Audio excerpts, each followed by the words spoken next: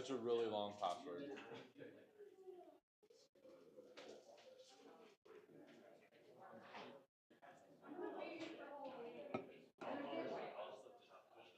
Somewhere there.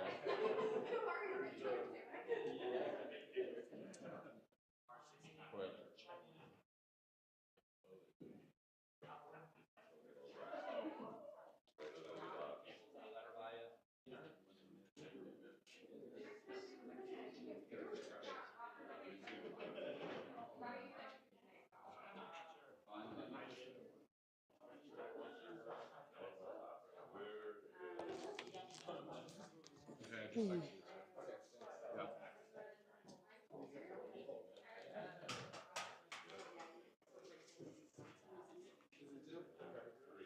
I'm gonna drop that for you two. Drop that for you guys. Hello. Yeah, you guys can share. Hey, Joey. I'll drop this for you guys there. Yes. Thank you. Oh, you're fine. I'm gonna drop this for you too. Thank you. Yes.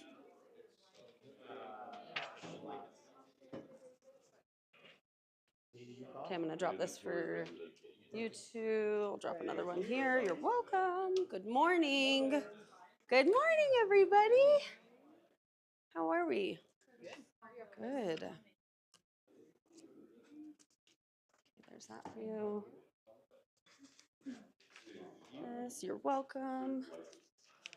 And then I'm gonna drop this for you too to share, okay? Okay. Here, Johnny. Here's that. I don't know where you're sitting. Okay.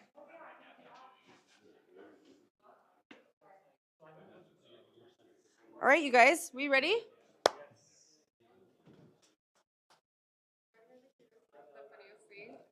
Always. Ryan closed an Osmond. Like Donnie Osmond. Oh, he did? Like one of the What the Osmond heck? family this week. I So love that. We're getting in with the Osmonds. That's crazy. Tell them.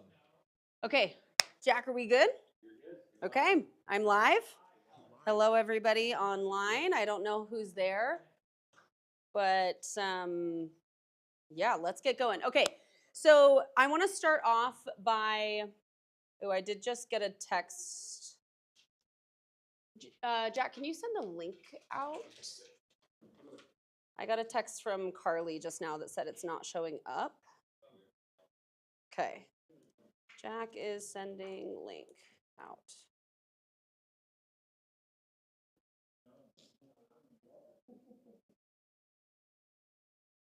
Oh. And Darren. Okay, I'm going to wait until we send that. Boom.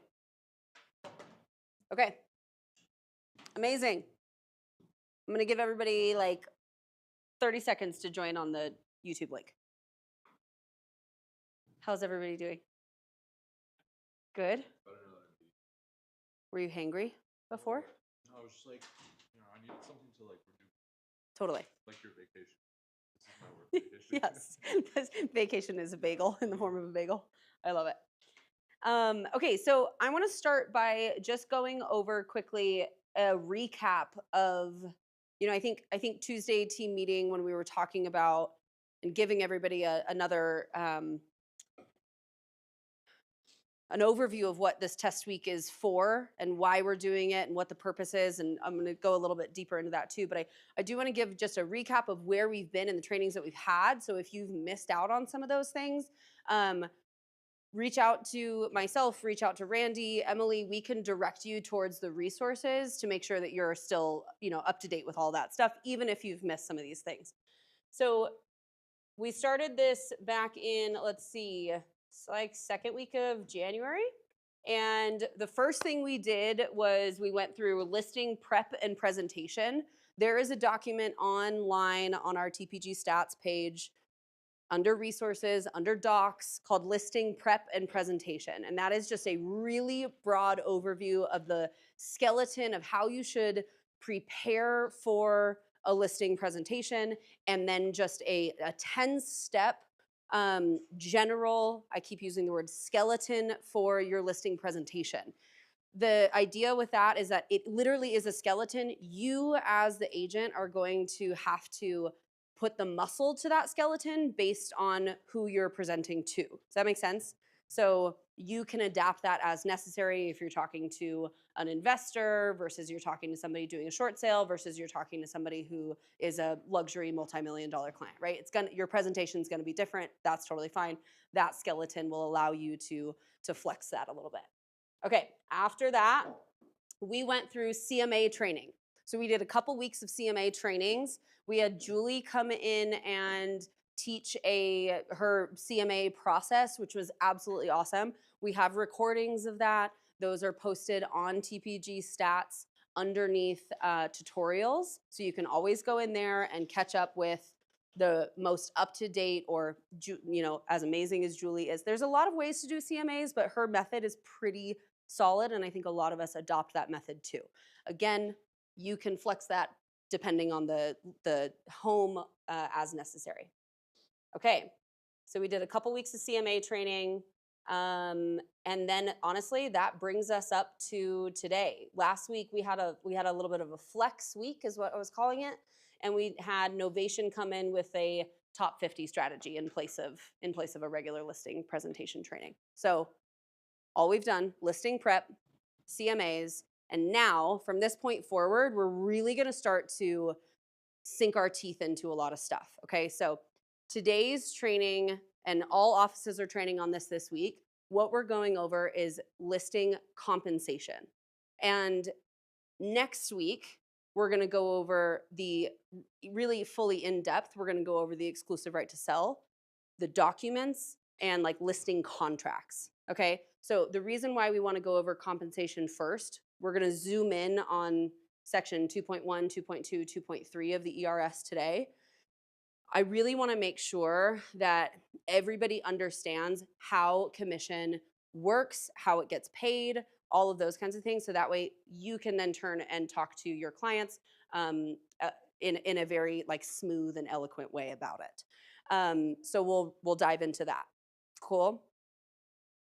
With me, everybody with me? Yeah. Moving forward, so once we go through these like kind of nitty gritty, really like granular documents style trainings this week and next week, we are gonna start getting into marketing a listing, geo-farming for listings, those kinds of things. And then we're gonna dive deep into each and every single one of you need to have a value proposition, right?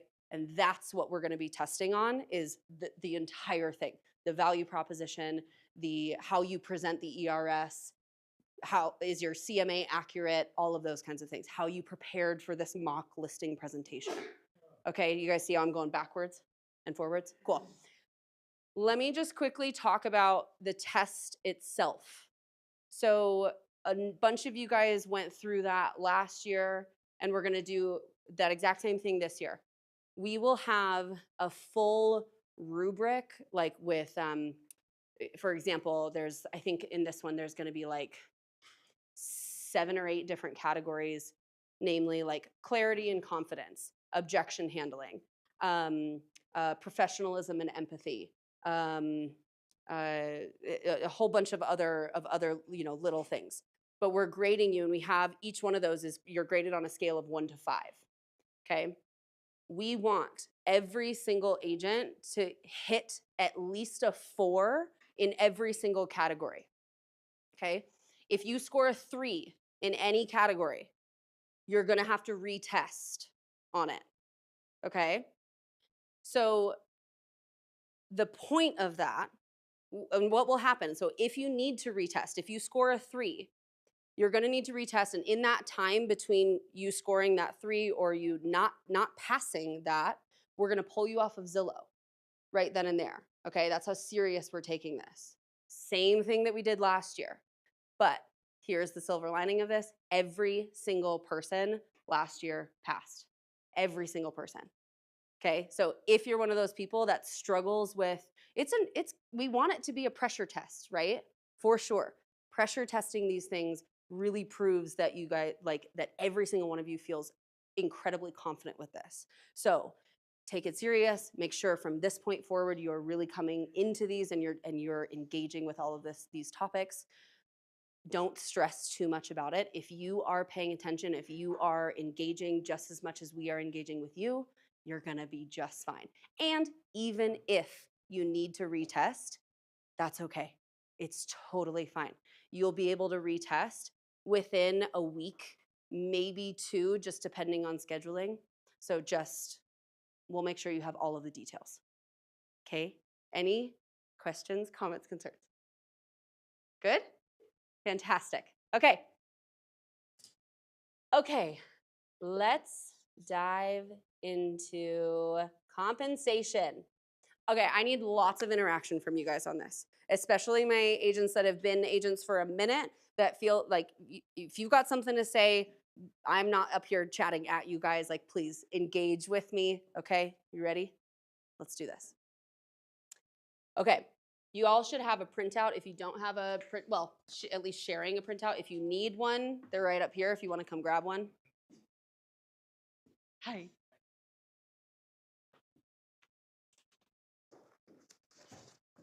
You're welcome. You're welcome. Oh, this is my last one. So you can share with somebody to your left or to your right. Okay. Okay. Yeah, it is in Slack, so if you want to follow along online, that's totally fine too. Okay, let me make sure I have my right documents up here. Okay, so by the end of the session, we are going to understand exactly how commissions are structured and paid in a transaction. We're also going to be proficient in explaining Section 2 of the of the exclusive right to sell. Okay, and then we are going to definitely tap into how to strategically explain buyer's agent commission to a seller, and if we want to offer that, how we're going to structure that, all of that kind of stuff. So we're going to get there too. And then we have an acronym or an alliteration at the end to make sure that we're relating our value to compensation. I laugh about that because yesterday when I was like putting the final touches on this, Chris, do I say this? Do I dare say this, Emily? We totally should. The alliteration does everybody know what an alliteration is? Where it's like the 4 P's of whatever, the 3 C's of whatever. Chris, the acronym that Chris was like, we should make it the runs. And I was like, what? Why? Like out of nowhere, and he just could not get off the topic. So I'm gonna have a hard time not saying, okay, the runs. So he got his point across. Okay. Can everybody, if you're on your computer right now, pull up for me an exclusive right to sell? I'm gonna pull it up on the computer screens too. Pull up an exclusive right to sell.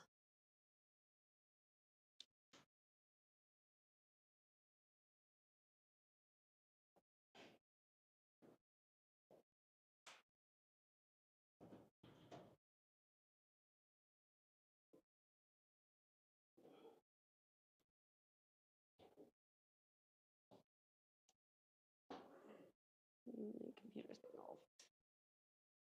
all funky. Okay, so when you're pulling up your exclusive right to sell, let's dive right into section 2.1.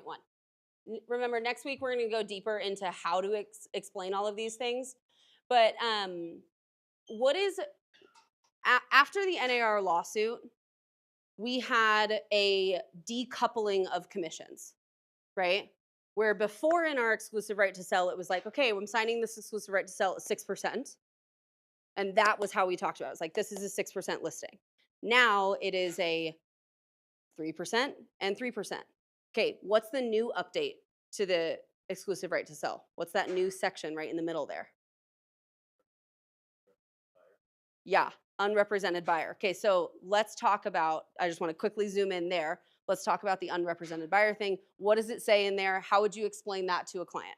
Steven. Essentially, if the seller is not represented by a buyer's broker, what is the seller's agent going to be compensated for doing that? Exactly.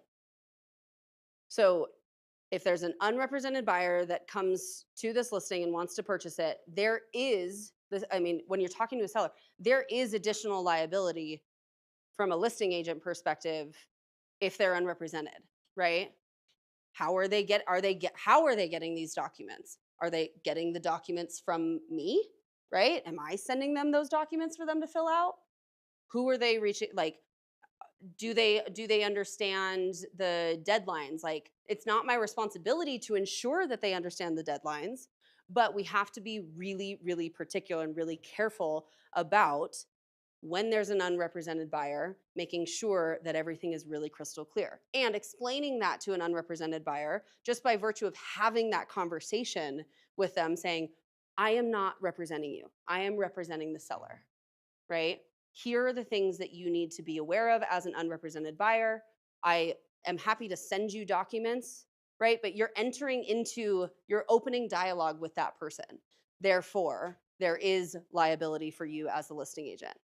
So this new section allows us to add on or tack on a percentage, whatever you deem fit, for representing an unrepresented buyer, right? Or not representing, for engaging with an unrepresented buyer. Cool? Okay.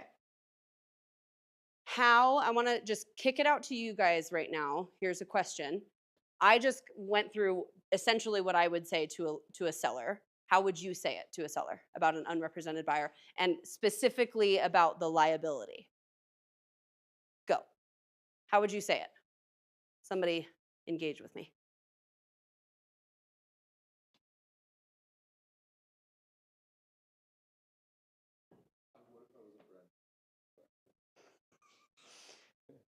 How would you say it to a seller? Hi, Maggie. I just want to explain this a little bit to you. We're gonna, set my commission at 3%, but also, in this section right here, we're gonna set, the commission for an unrepresented buyer in the off case that somebody comes to an open house and they're not represented, they want to buy this. We're gonna put down 3% on this in the off case that this comes to it. But in the best case scenario, when that happens, I'm going to refer this client over to one of my other agents on the team, so that they're represented. We have a smooth closing.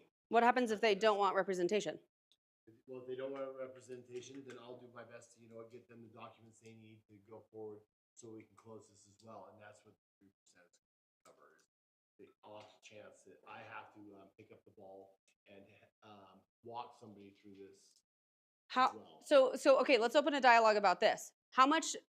Stick up your hands or shout it out. How much do you charge as a listing agent? 3, right? There are certain scenarios where you might charge 2.5%, right? Just because of or 2 because whatever, right? That is your choice. That is your choice. That is your business. That's your business model. Okay, now when an unrepresented buyer comes to you, how much would you charge the seller? Go ahead and hold up your hands or shout it out. How much would you charge to an unrepresented buyer that comes in? 2, 3? Okay. What if you're doing dual representation? How much would you charge? 3. Okay, so now let's go back. How much would you charge to an unrepresented buyer? How much would you charge the seller to have an unrepresented buyer on this transaction? Still 3? Who says 3? Okay, interesting. Who says 2? Unrepresented buyer 2. Who says 1? Unrepresented buyer. Oh, there's not a lot of hands, not a lot of engagement. Am I losing you? Okay. So, yes. So what would be the difference between this and dual representation? Like, if they're Yeah. if you're going to go ahead and do the paperwork for the buyer anyways, why wouldn't you just get them signed? Like, would you have to if you're submitting a rep sheet for them or helping them out? No, so I don't think you'd be writing the documents for them. You're like sending them the documents. They're filling them out, sending them back. You're not negotiating on their behalf, so therefore Okay, you're not right. representing. bingo. They're You're just negotiating providing for documents. themselves. Like, so I personally would only charge like 1% to send the documents and converse back and forth. I wouldn't charge the full 3 because if they're unrepresented, they're probably still going to try and negotiate something out for them. Yes. They're representing themselves. I'm merely just You're just facilitating the document. Yeah. Yeah, and you, I mean, you're, yeah, and your sole fiduciary duty is to your sellers. I have one of these literally right now. Like I have an unrepresented buyer on this home that I'm off market under contract on, and it's a family member, family deal, and my seller is like, okay, great. If I'm gonna sell my home to it's like his nephew, to my nephew, instead of the 3% that we have in our ERS, instead of the 3% going to a buyer's agent or going to me, he's like, I'm just going to give the 3% to him in concessions right off the bat. Right? So I'm like, okay, cool.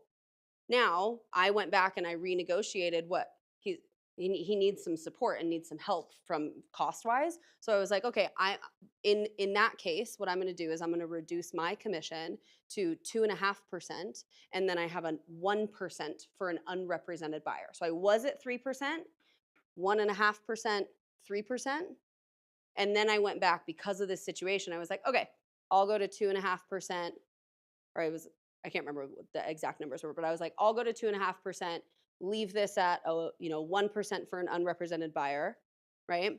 And that's how I'm approaching that. So I agree with Whitney, but totally welcome to other, does anybody disagree with that? Would anybody charge more than 1% to remember, you're not giving them fiduciary duties. That's the difference. You're not giving them fiduciary duties at all. So the 2% rule doesn't apply then. You're not representing them, but you're taking a commission from them. Well, you're still getting your listing Yeah, agent, you're but you're listing just one. tacking The on other additional side, you don't have to worry about the 2% to compensate you for the extra work. Regardless of you delivering fiduciary duties to them, you still, with an unrepresented buyer, there's still work to be done. You know what I mean? So it's just a compensation conversation. Because then if you take Compensation on both conversation. sides, so like what Steven's saying, if you then explain to them why they should be represented, and then you take on both sides, you're getting whatever you ask for your compensation and their rep fee as their agent, Yes. plus your listing, so that middle part goes away. It just doesn't matter at that point. Because I get what you're saying, like if, Not unrepresented. Exactly. And at that point, then you would throw in the dual agency. There is also yeah, a hard place, to like, how do you not provide? Totally. Like, good advice? It's Like, really I'm so hard. overwhelmed with, like, here's documents, so what? Exactly. Yeah, Seriously. totally. Yes. Yeah, for real. For real. And it's also hard because I'm like, I want this to go smooth. I want you to have a high quality inspector. I want you to have this stuff for the benefit of my seller. You know what I mean? So it's difficult. I don't know. I'll keep you guys updated. This is my first time doing an unrepresented buyer transaction. But Ashley, you just did one. How was it? Awful. And it was. That wasn't in there when I signed the ERS. That was like forever. Yes. It would have been so nice to have had that. That brings up a really interesting point. So yeah, Does the ERS need to be updated? I was gonna say. I think. Right? Yeah, I would say for sure. I mean, for all of our sake and sanity, if you have an exclusive right to sell that was signed before this unrepresented buyer thing came in, I would 100% go get that re-signed. Yeah, and have that conversation because it is tough, as she knows. It is tough. I mean, you're negotiating directly with that person. Okay, very interesting. My opinion, Yes. those unrepresented before, so those people are going to be a headache no matter what. Yeah, but in my experience, they're not cheap. They just don't have the finances, and it's a family transaction. Yeah, if it's family. Yeah. So like it just in Ashley, would you say that buyer? How would you describe that buyer? Yeah. No, he was great. I'm not gonna lie. Yeah. He just had it. He's like, I want to do this. I was like, okay, cool. However, And he had the time. Deadline stuff, that was like frustrating. And then they kept talking like I was their and asking me questions about things, and I was like, "Yeah, you're freaking agent." Okay, That's what it was from. fantastic. Okay, I love that. Let's right now. Okay, what I want to do right now is do a role play with an unrepresented buyer who's asking you those questions and how you as the agent would say, I'm not your agent. I can't advise you on this. Okay? So, any brave volunteers? Or would you say that? I don't know. Maybe that's the role play. Okay. Who wants, do you want to be our agent? Okay. Walker's our agent. Who wants to be the unrepresented buyer? Oh, no, Anthony. Anthony raised his hand. Anthony raised his hand. I'm going to make sure I walk over here so Mike can hear you. Explaining to him why, I guess, what's the problem? Okay, so Anthony is our unrepresented buyer, and you're the agent. Why I'm not. And Anthony is coming to you asking questions about the transaction or about the process. I would just say, Anthony, you know. Well, wait, let him ask a question. What's your, yeah. So, I think I love the house. I would love to put an offer. I don't have an agent and I don't think I need one. And I would hope to save some money on the transaction because of that. Okay. You know, just with the relationship that I've already established with my sellers, it's my fiduciary duty to protect their interests. And so that wouldn't really be a place that I could step out of my boundaries to be able to help you. Or really give you advice in that area. Oh no, I don't need your help. I can just bring my offer, and I've done like 20 transactions. I don't need an agent. Okay, so I guess that Great. we're on the same page. Okay, so fast forward to due diligence. Fast forward to due diligence, and some things happened with the transaction, with the home. Yeah, I mean, I also have a house to sell. It's on the market with Homie, and this is what really happened to me on a transaction. So it's real life. Okay. Yeah, my house isn't selling, and I noticed that in the inspection report there's water damage in the basement. What's your ask of him?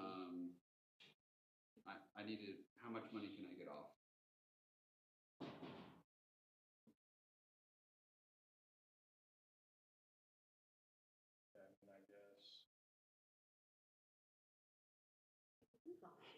I guess. You know what I'd say? Okay, so I'm going to interject here. So what I would say in response to that is, have you reached out to any specialists, contractors?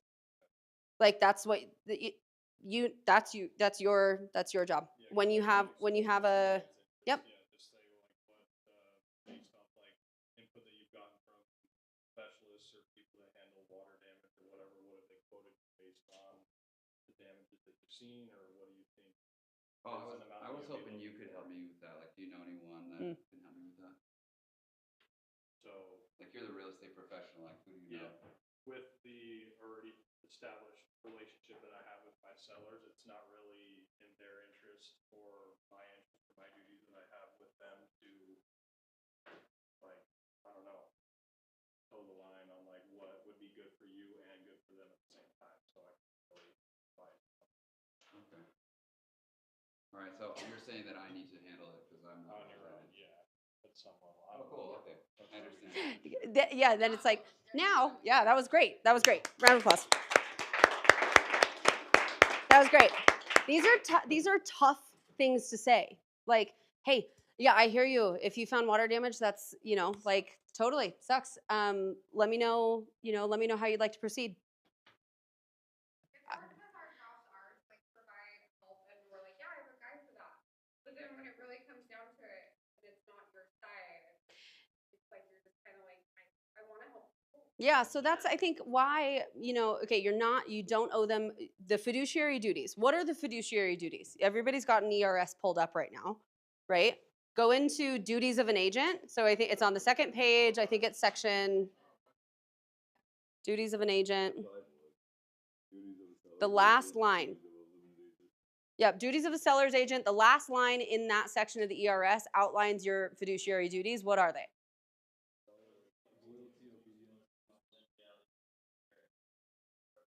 Yep, totally. So you owe that to your seller. You do not owe that to this buyer, right? But it could be, and I've had this conversation with my seller. I'm like, if and when we end up in a situation where they actually do need representation, we are going to be having a different conversation. That is very likely that they're going to come to you and they're going to say, I need help with this. I need help with this. I got myself in, like, I'm way too deep into this. And so that is something that you want to prep your seller with as well regarding compensation is if there is an unrepresented buyer, it doesn't happen very often, but if there is, this is what I would charge for the additional work and liability, right? Without giving them fiduciary responsibilities. I'm still representing you fully, but there is extra work. Now, when we cross over, if and when we cross over that line, we are going to have a different conversation about that at that time. And of course, I will get your permission, right? And if it's not me, if I don't want to take them on and do dual agency or limited agency, then I will refer them out. Like Johnny said, I will refer them out to another one of my teammates. Cool. Sound good? Okay. Fantastic. Good work, you guys. Okay. Let's talk about buyer's agent compensation and how you discuss that with your seller. Okay. How do you, I guess this question is to anybody. How do you explain buyer's agent compensation to your seller? What do you say?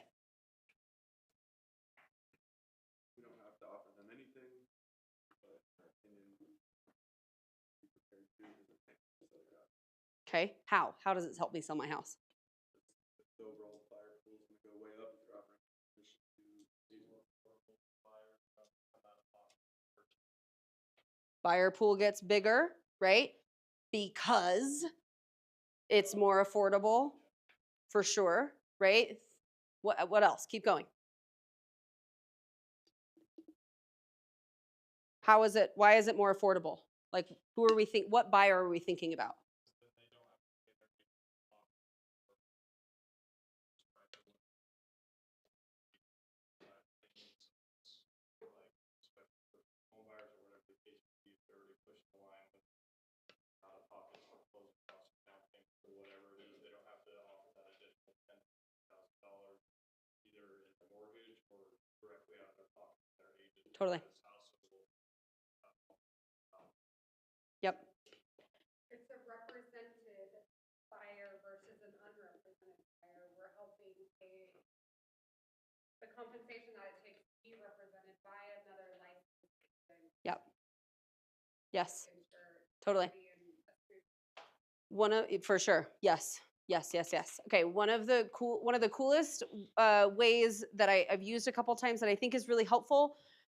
I have told sellers, I heard this from a co-op agent that I was working with last summer. She was like, I describe it as a marketing budget. Think of this as a marketing budget for you, like you as my seller. Think of this as your marketing budget.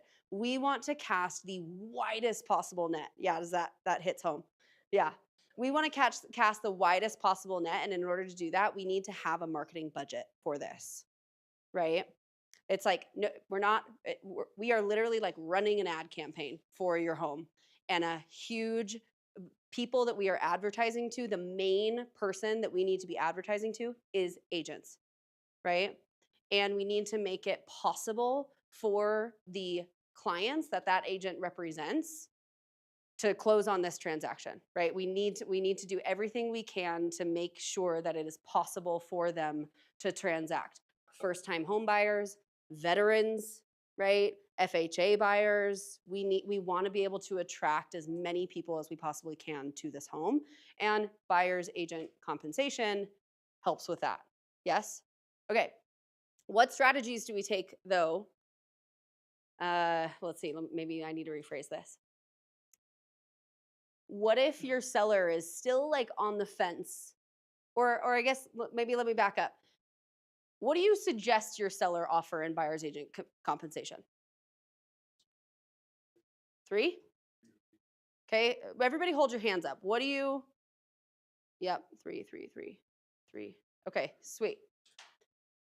It's really interesting, and we'll get to this in a second, but it's really interesting when we are like, okay, we want to pay the buyer's agent 3%, but then we on the flip side are like, yeah, I'll take 2.5.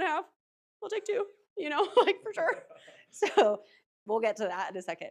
But okay, so we suggest that they write 3, right? But I think what is really critical here is that the BAC is a, hang on, let me make sure I say this exactly right. It's in my notes here.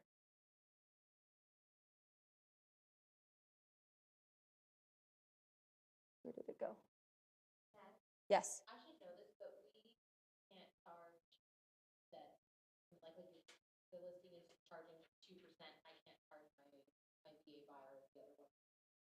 Correct. Correct. Okay. God, where is it? Hang on one second. I really need to make sure I say this right because it's really, really punchy and really good. So give me just 2 seconds. Okay, while I'm finding this, why don't you guys chat and talk to each other about why you offer 3% to a buyer's agent commission. Just start having that open dialogue for me.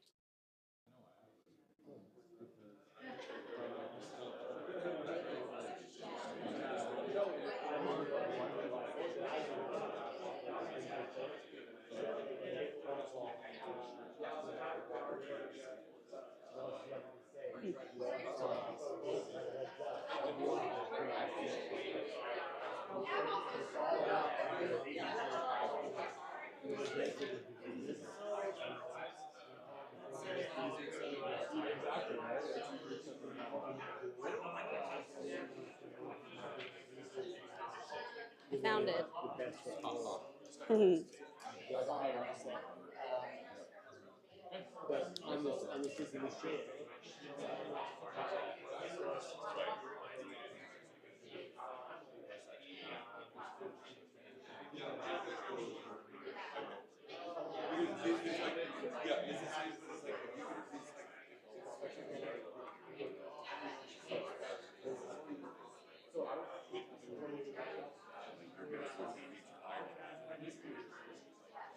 Okay, you guys, let's bring it back in. I found my line. Okay, let's bring it back together. Okay, so here's the line that I think is really, really helpful. Okay, come back to me. Come back to me. Okay, I love it. You guys have a lot. You guys have a lot to say about this, right? So I want to kind of offer some. The whole point of today's class is to really make sure that we all understand all of these details because we're going to be talking about this to sellers, right? And we want to be able to say a lot of this stuff in incredibly like eloquent, smooth, really sticky language, right? So think back to what you were just talking about. Are you belaboring on the point? Are you struggling to get out like the real punchy thing? You know what I mean? So think to that, and that's something that we're working on. We need to make sure that we're saying that very concise. So I love this line. It's literally highlighted on the top of your sheet right here. It's the 4th line in. The BAC is an offer of compensation, not an obligation. Okay? So how do we put that into strategy on the listing agent side of things? How do we actually show them now what that actually looks like in real time? Any ideas?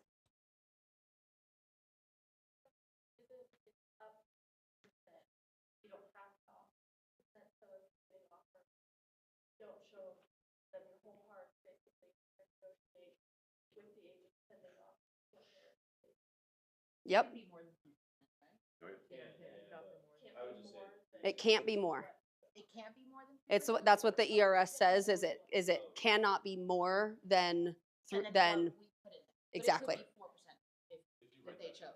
Yeah, and then you'd have to go back to your ERS and write an addendum and change it. If they're BA, sorry. She's talking about the buyer broker. Yeah. It can't be more than what's on the buyer. Correct. Like we cannot receive more than what is on our buyer broker agreement, right? It says essentially the same thing on the exclusive right to sell too, like the offer of compensation. Again, it is an offer of compensation, not an obligation.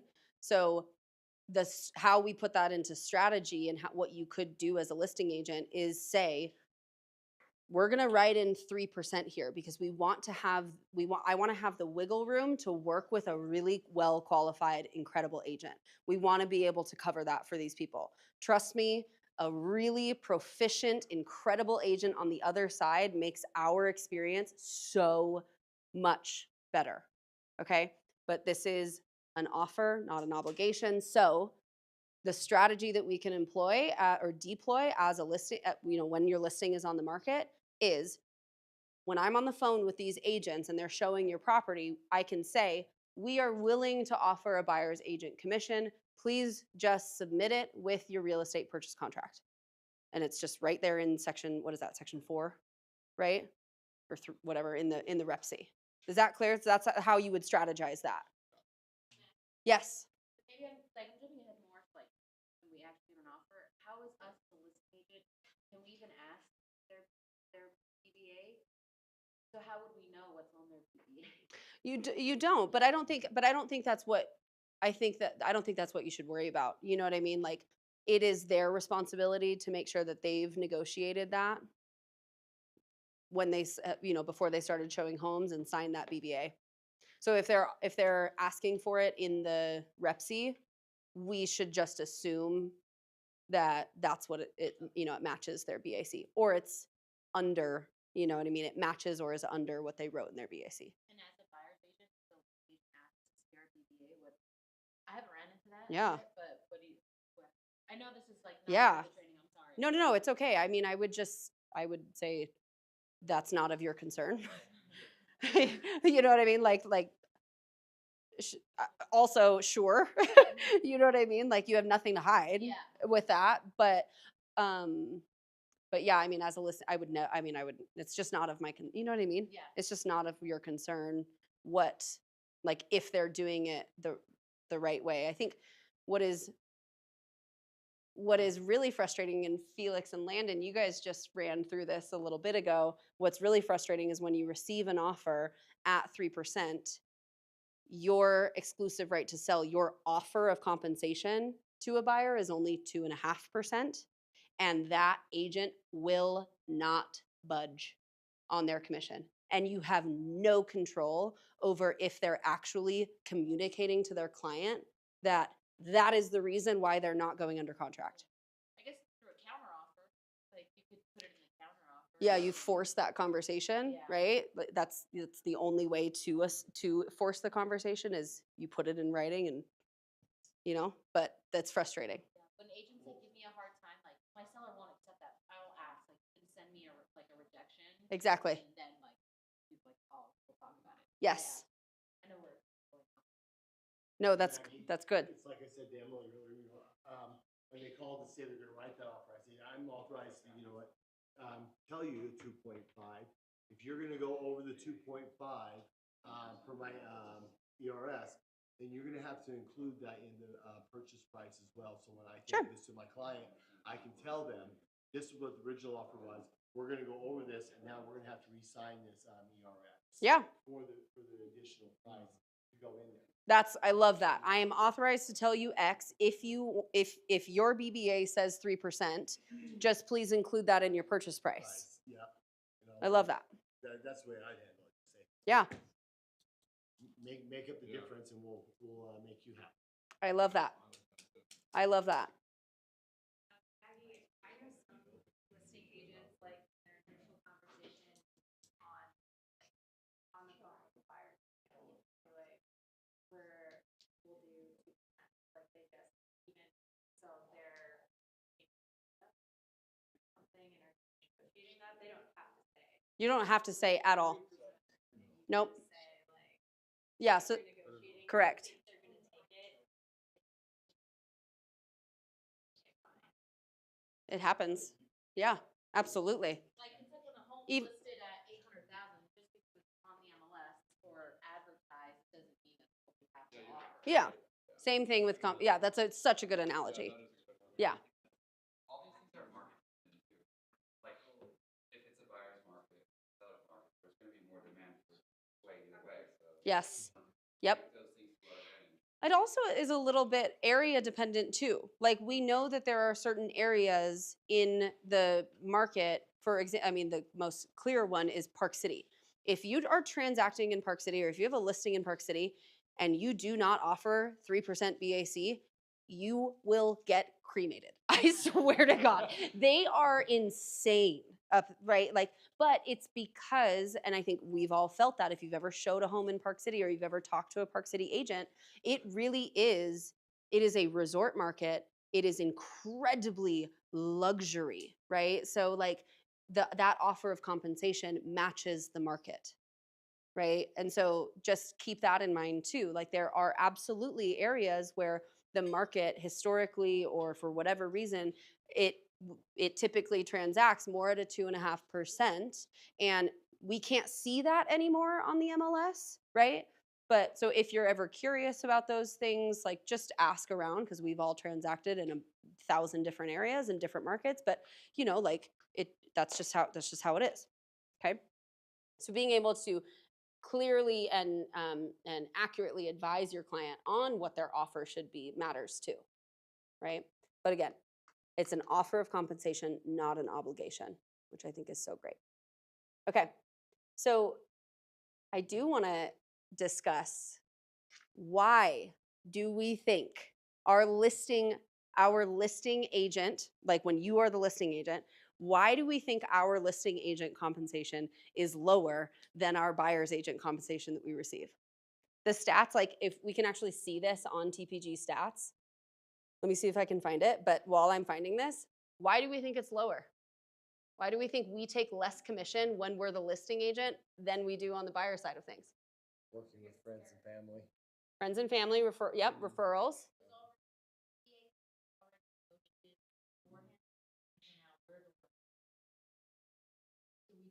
Most of the time, like, we didn't negotiate with the agency, it was already done for us, and we're negotiating. Yes. We get nervous. I don't wanna lose it. We don't want to lose out on the Yeah. deal or, you know, so it's hard to match. Even if they are only offering two, we'll discount ours to match what's from the buyer's offer because we don't want to lose it and start over or risk losing it all. I think a lot of this too is Right. or the buyer side. They're just asking for money. Yeah.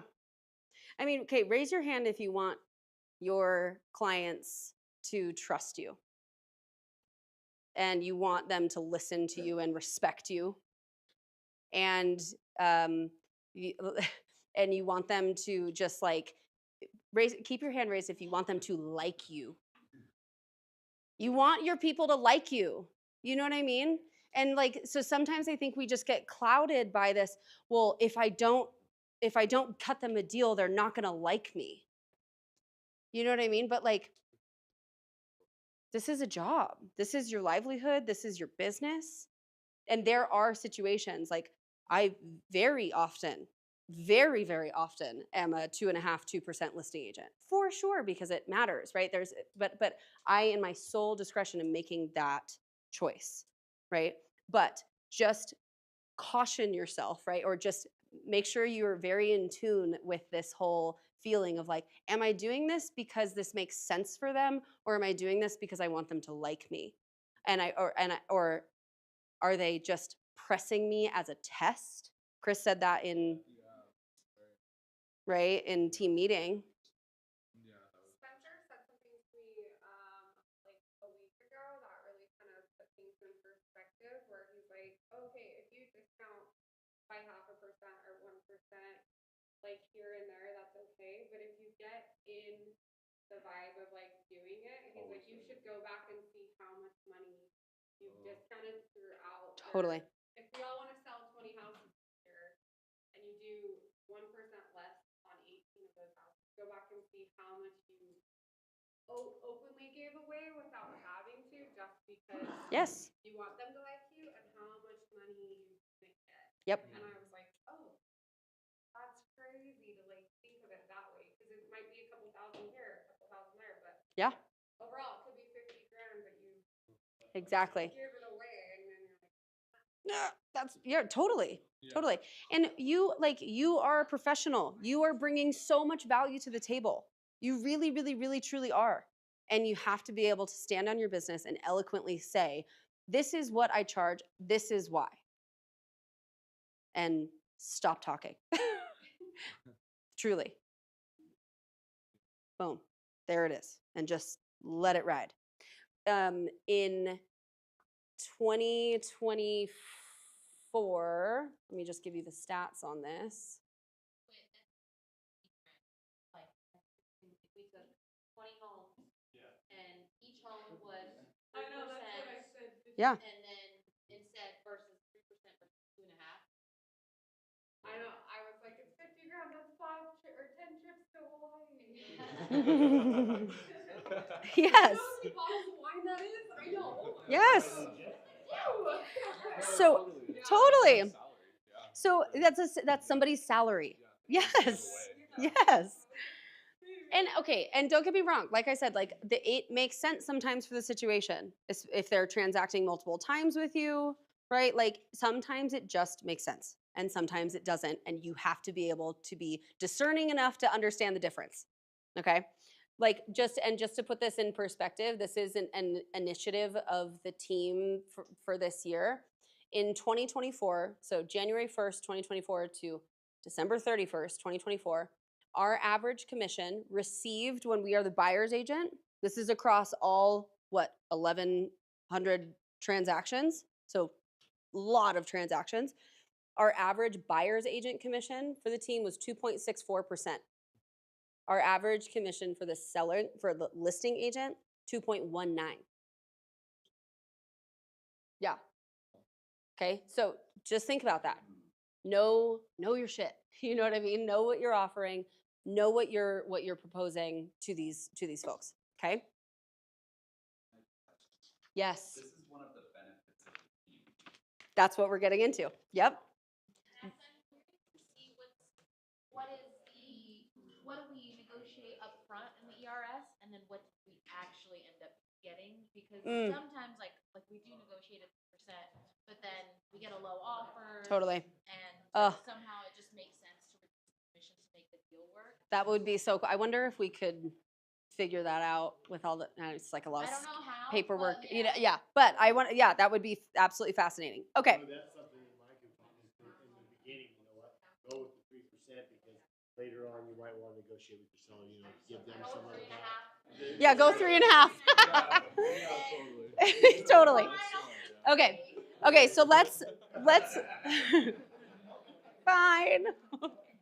Okay, let's close the loop on this. So I want to provide you guys with an alliteration. It's not, or an acronym, and sorry, Chris, it's not the runs.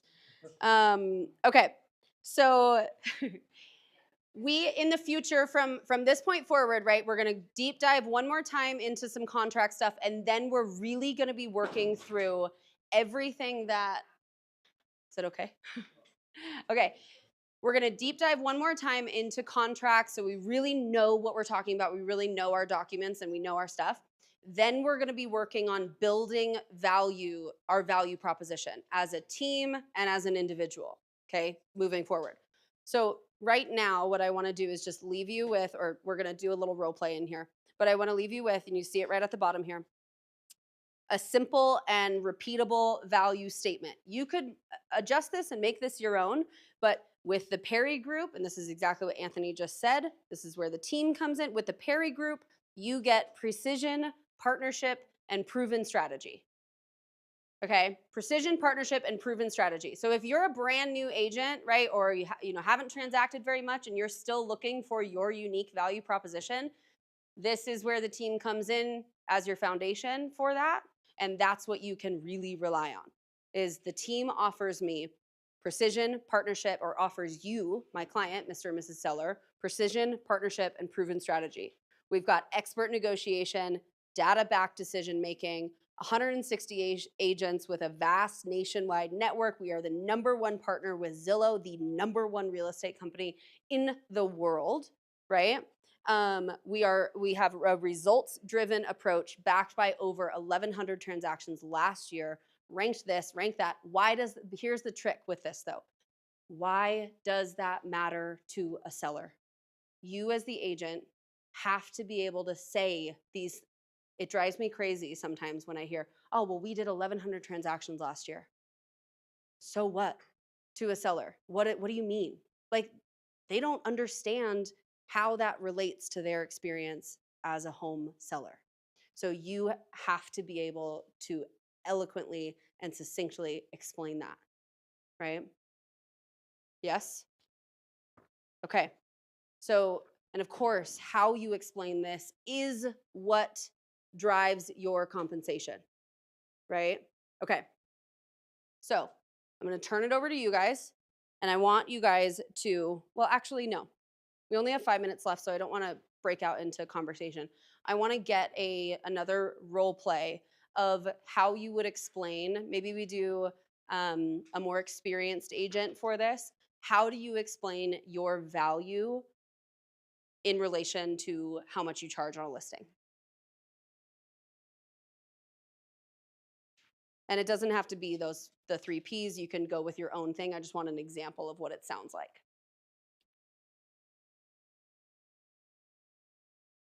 I feel like it's a little hard because my entire listing presentation is Yes. showing my value. So I don't know how to like bring it into like 2-3 sentences. Okay, so what if we set the scene as we're at an open house, you're hosting the open house, I'm a neighbor coming into the open house, and I'm like, hey, I've got to run, but I really am interested in selling my home. What do you got? What are you gonna say? Something like that, I would ask to set the meeting, like the listing appointment. I've got a neighbor who's gonna do it. But he was saying, Yeah. I want to. I would love to meet with you. But I do, like, I have somebody who will do it for 1%. Oh, okay. Who's that agent? It's my neighbor. Okay. Yeah, who knows the area really well. Well, are you open-minded to interviewing another agent? For sure. Okay, great. Can we meet Tuesday at 5 o'clock? Okay, wait, give me more. Give me more. Give me more.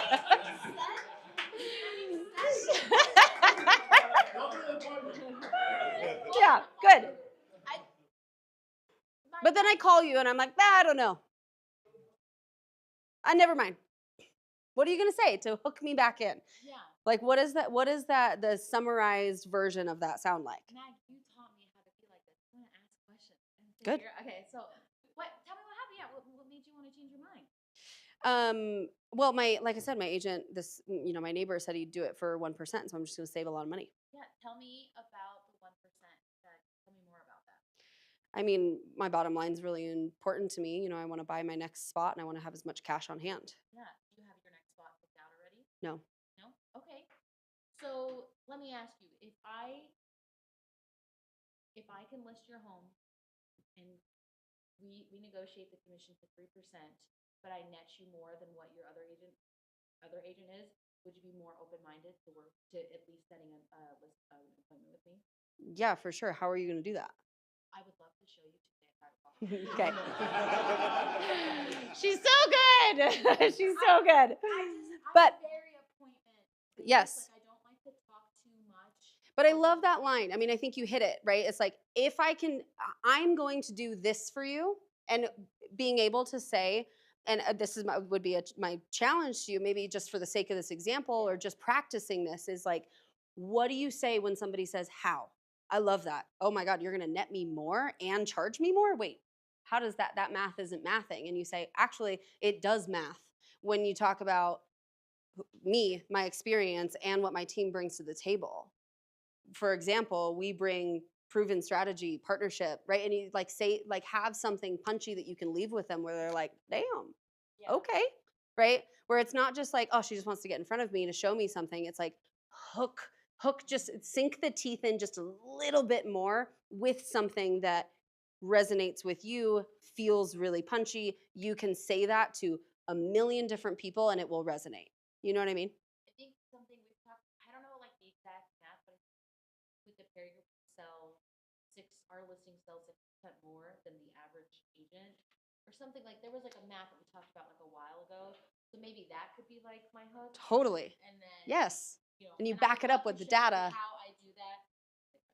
Yes, 100%, right? And also, like, there's all of these other little pieces of which, as we get closer to the test week, do you guys remember those of you that went through this last year? And if you didn't go through this test week last year, go into TPG stats under resources, under documents, and the bottom tab, like there's a bottom tab with like 5 different docs that have so many stats that is really helpful for us to memorize. So that way we can say 20% of our listings sell off, or 20% of our transactions happen off market, right?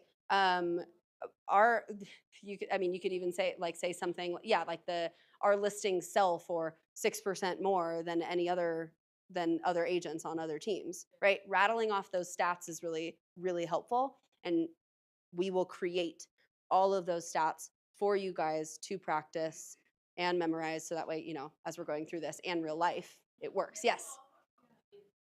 That just reminded me of like when we were doing the fire of representing ourselves today, and it's just reminding them that the majority of agents, yeah, there are plenty out there that would be happy to do it for 1% because they're only selling anywhere between 0 to 5 homes in a year. So it's just like, is that really who you want representing you in the biggest transaction of your life? And I think just planting like almost a bit like a seed of doubt and encouraging them like how important it is to be educated and like talk to as many people as possible. And I even encourage them like you should be interviewing multiple agents. Yes. Me included, whether you have like 2 or 3 other agents, like encourage them to talk to as many people as possible and just remind them, that this is the biggest transaction in your life. You need to be well informed. And so I'm just encouraging you to feel important and have a conversation. Yes. Yes. In your ask the question back. Oh, that's so awesome. They do it for 1%. Why? Why do you think they do it for 1%? What are they offering to you? What are they bringing?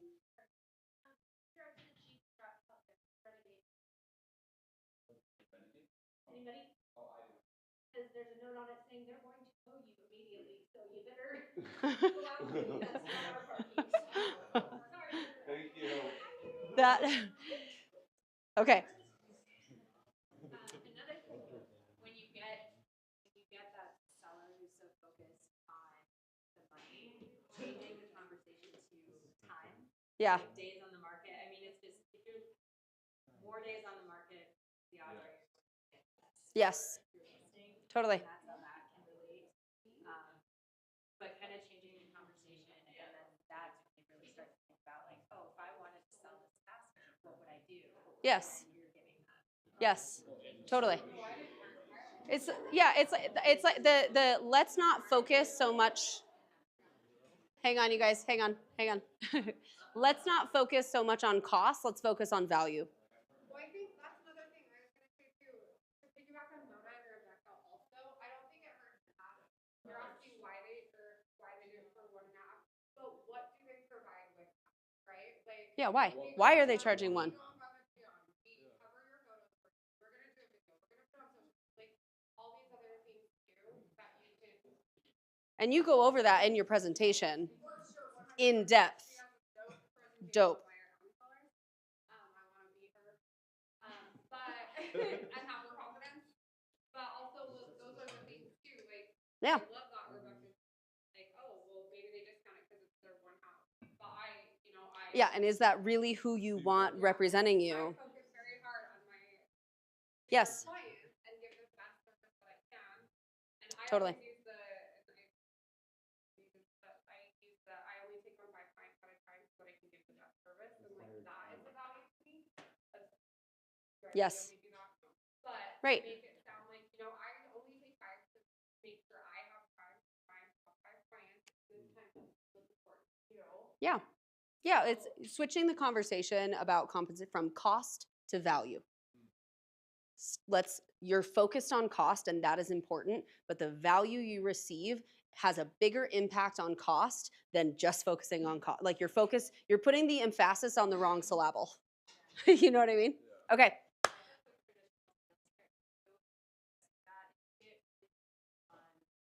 do this, I do that. Sort of drag the conversation away from them. So if you do it in a more high-focused way of like, you'll have access to the carry through. And then you're kind of yourself as like the Oh, very cool. I love that. That's a good idea. Yep, I love that. Sounds less scary. Yes. Yeah, when you work with me, you're gonna have access to X, Y, and Z rather than I'm gonna bring X, Y, and Z to you. Yeah, Like, put them first. And literally, like, the grammar of that sentence is important. Like, you first, then this is what you have access to. I love that. I love that. Okay, you guys. So awesome, awesome work. I hope that was deep, deep level, deep dive into how commission actually works, how it gets paid, those kind of conversations. Next week, like I said, we're going over the full REPSI and how to explain it in depth. So way more presentation focused of the REPSI. And then we're getting right into value stuff. So thank you guys so much for coming and engaging. Much love to you all.